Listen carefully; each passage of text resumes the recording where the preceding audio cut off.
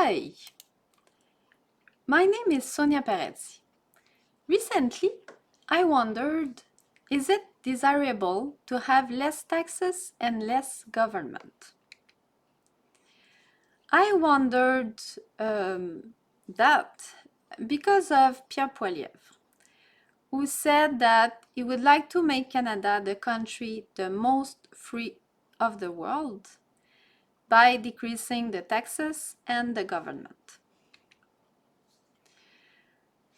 First, I wanted to see what the International Monetary Fund said about that. I found that there was a summary written by Andrew Stanley. According to that summary, we are living in an unbalanced world. 10% of the world population owns 76% of wealth, pick up 52% of the revenues, and cause 48% of carbon dioxide emissions. The 1% at the top of the ladder owns 38% of wealth, pick up 19% of revenues, and cause 17% of carbon dioxide emissions. Here we have the World Inequality Report 2022 in English. It contains a lot of information. What are the missions of the World Inequality Lab? The first mission is the extension of the World Inequality Database. Second, the publication of working papers, reports, and methodological handbooks. And third, the dissemination in academic circles and public debates. In the report, we have this figure showing the ratio top 10, bottom 50 income gaps across the world in 2021.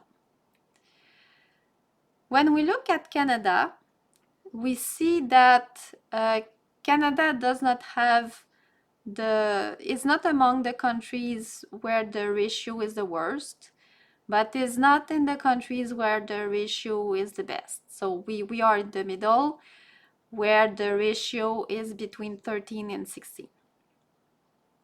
We have an example to interpret this figure.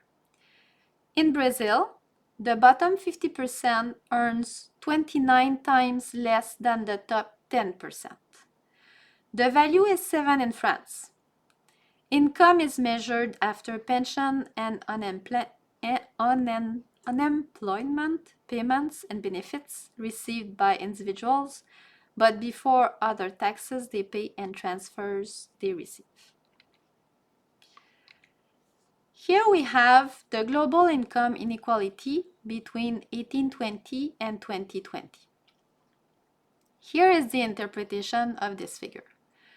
The share of global income going to top 10% highest incomes at the world level has fluctuated around 50 to 60% between 1820 and 2020, while the share going to the bottom 50% lowest incomes has generally been around or below 10%. Global inequality has always been very large. It rose between 1820 and 1910 and shows little long-run trend between 1910 and 2020. Here we have the average annual wealth growth rate between 1995 and 2021. On the y-axis, we have per adult the annual growth rate in wealth, net of inflation. On the x-axis, we have the global wealth group. When we go to the left, we come closer to the 1% poorest. More we go to the right, more we come close to the 0.001% richest. Here is the interpretation of this figure.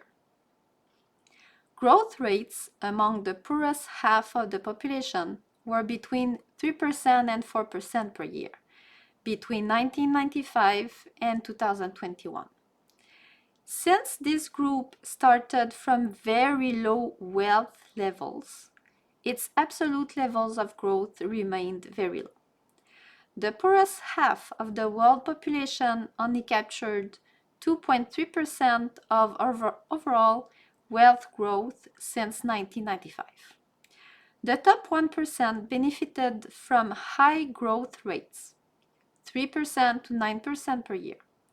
This group captured 38% of total wealth growth between 1995 and 2021.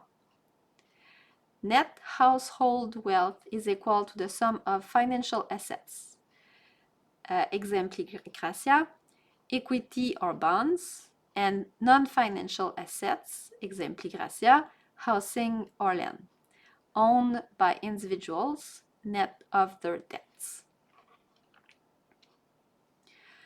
According to the report, inequality is a political choice, not an inevitability.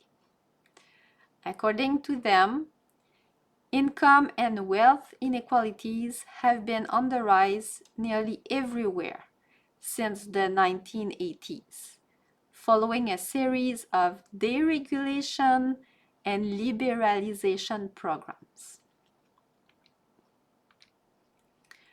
According to the report, we should redistribute wealth to invest in the future. The report suggests to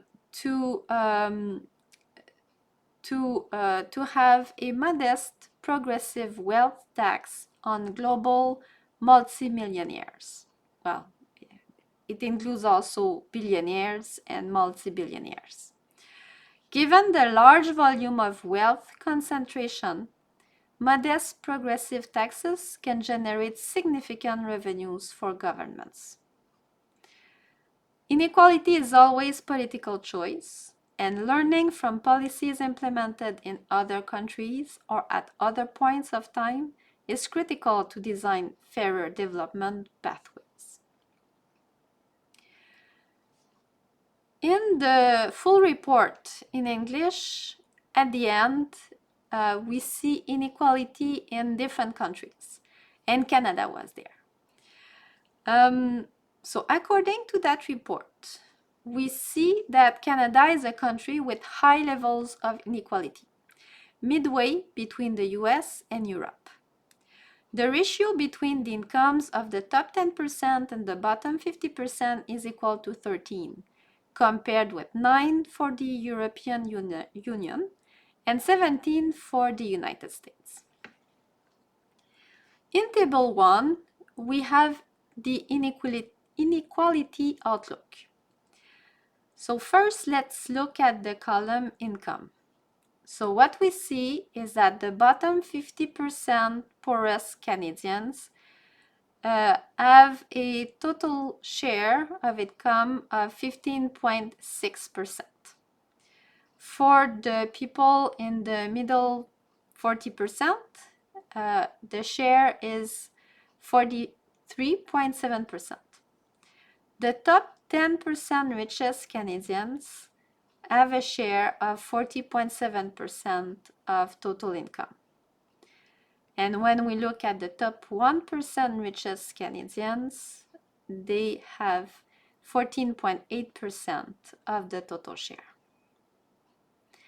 Then on the right in the column of wealth, we see that the 50% poorer Canadians have a share of income share of only 5.8%. Only 5.8%. It's very, very low. The middle 40% have 36.5% of the income.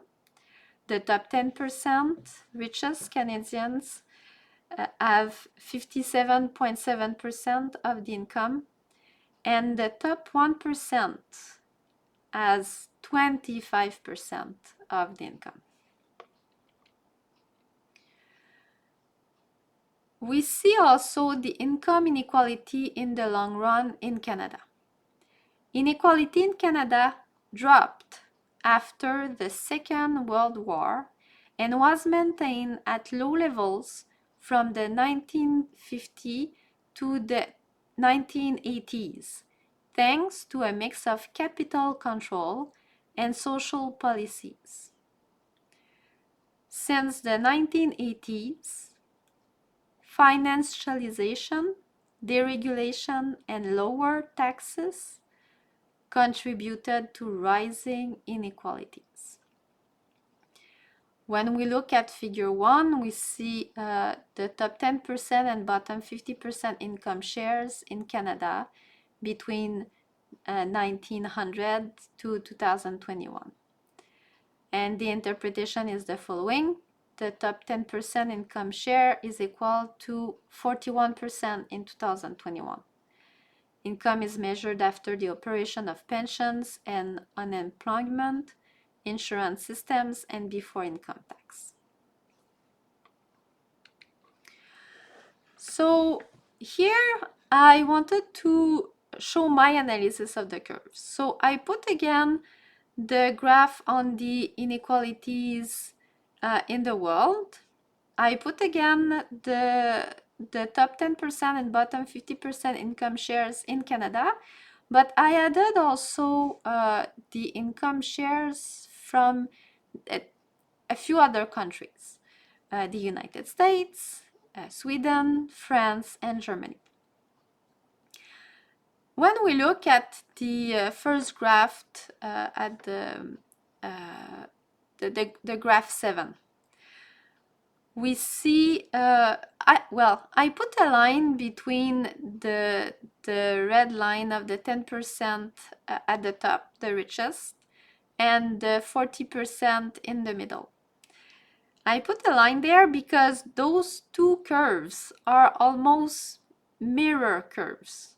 We see that when the 10% people richest have their revenues increasing, the 40% in the middle, they see the revenues decreasing.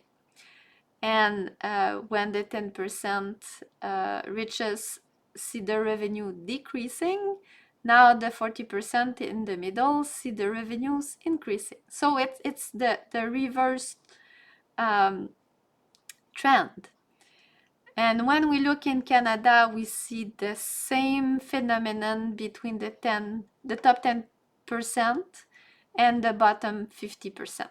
Same thing into the United States, in Sweden, in France, and in Germany. So we see here the impacts of the deregulation and liberalization. Through time, in the world, in Canada, and in other countries, I observe a trend that seems reproducible. More the 10% richest people are free, more they suck wealth, creating more poverty. Without saying that 100% of the richest 10% are all greedy, it seems that there are enough greedy people in the 10% richest people to make the 90% less rich more poor. When I see an ultra-rich person, I wonder how he became that rich. Into the report on the inequalities, we see additional explanations. So among those explanations at the top, we see that the 1980 to the 2020s have been marked by a rise of tax evasion, further undermining tax progressivity. Also, there are some learnings from past and current examples of progressive wealth taxation. According to the report, a modern wealth tax can overcome weaknesses of previous wealth taxation. First, offshore tax evasion can be fought more effectively today than in the past, thanks to a recent breakthrough in cross-border information exchange. Besides, wealth taxes could apply to expatriates for a few years at least, alleviating concerns about tax competition.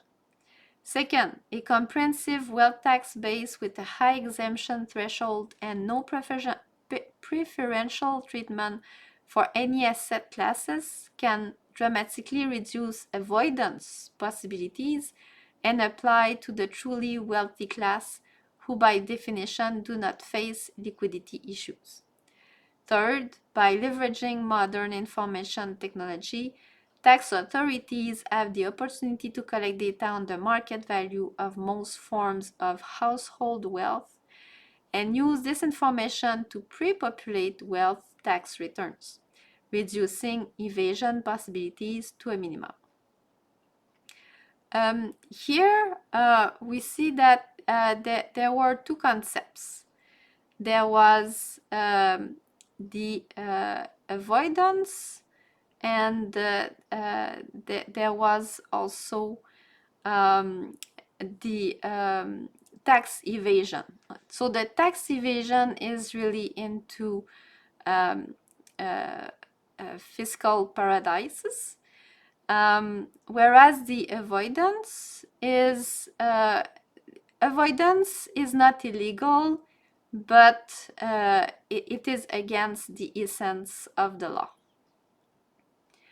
The other thing that the report mentions, it is about the promises and pitfalls of minimum taxation for the multinationals. So in June 2021, more than 130 countries and jurisdictions agreed that multinational profits would be subject to a minimum tax of 15%. Okay, so now let's go to another source that I found. Here it is an article that I found from ProPublica. And they wrote, the secret IRS files, trove of never-before-seen records reveal how the wealthiest avoid income tax.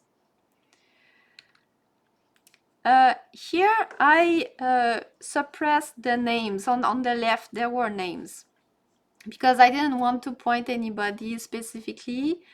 I only wanted to show realistic numbers. Okay, so here we have the wealth, income, and taxes for 4 of the richest people in the country, the United States, from 2014 to 2018.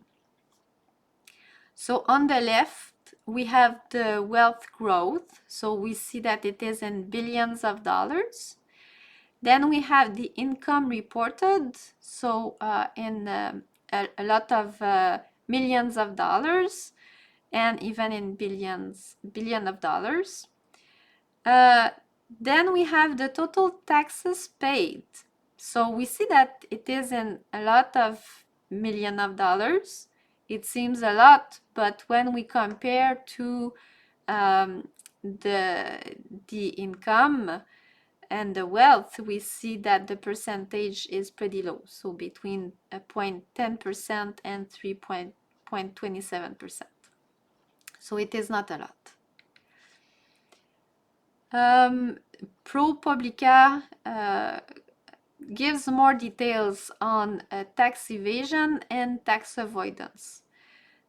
So in tax avoidance, they give some strategies. Some people receive a small income but a lot of stocks and properties. Some will borrow against the stock to pay living expenses. There can be corporate tax avoidance by sending profits abroad. There is also the strategy of buy, borrow, die. And there is also the creation of foundations for philanthropic giving, which provide large charitable tax deductions. And there were also a few other strategies of tax avoidance. Following that article from ProPublica, there was a blog. According to that blog, a better approach to raising the tax burden on the wealthy would be to pursue progressive consumption taxes, as they have fewer administrative and economic costs. I found it interesting, so I wanted to put it. It's another way of making sure that wealthy people do their share. Okay, so now let's come back closer to us in the province of Quebec. So here we have some numbers that were published in April 2024 from the Centrale des syndicats du Québec. They wanted to show that it is more and more difficult to live above the poverty threshold. So here we have a synthesis of the viable income for 7 cities and 3 types of considered household in 2024. The cities are Montreal, Quebec City, Gatineau, Sherbrooke, Saguenay, Trois-Rivières, and Sept-Îles. And the 3 households considered are a single person, a single parent family, or a family of 4. I wanted to compare those numbers with some news that we had around Christmas in 2024. It is about the workers at Amazon in the province of Quebec. This article says we work a lot, but we don't earn a lot. According to that article, the union claims a starting salary of $26 per hour. According to them, it is the income on the market. Instead of the $20 per hour paid currently by Amazon. The unionized employees complain about frequent injuries and a high level of stress due to the frantic rhythm of their job. Just by curiosity, I wanted to see the annual report from Amazon. And in that report, I saw that their operating income was $12.2 billion and $36.9 billion for 2022 and 2023. So my understanding is that Amazon would have had the money to pay a little bit more its employees in the province of Quebec.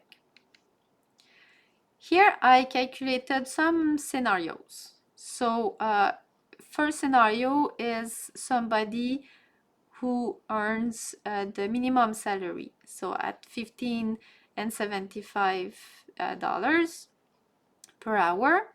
If that person works 40 hours per week, 52 weeks per year, it gives a salary of $32,760. For an employee at Amazon who begins at $20 per hour, working 40 hours per week, 52 weeks per year, it gives a salary of $41,600. And if the person works at $26 per hour, as suggested by the union, working 40 hours per week, 52 weeks per year, it gives a salary for the year of $1,000, just a little above. My observations are the following.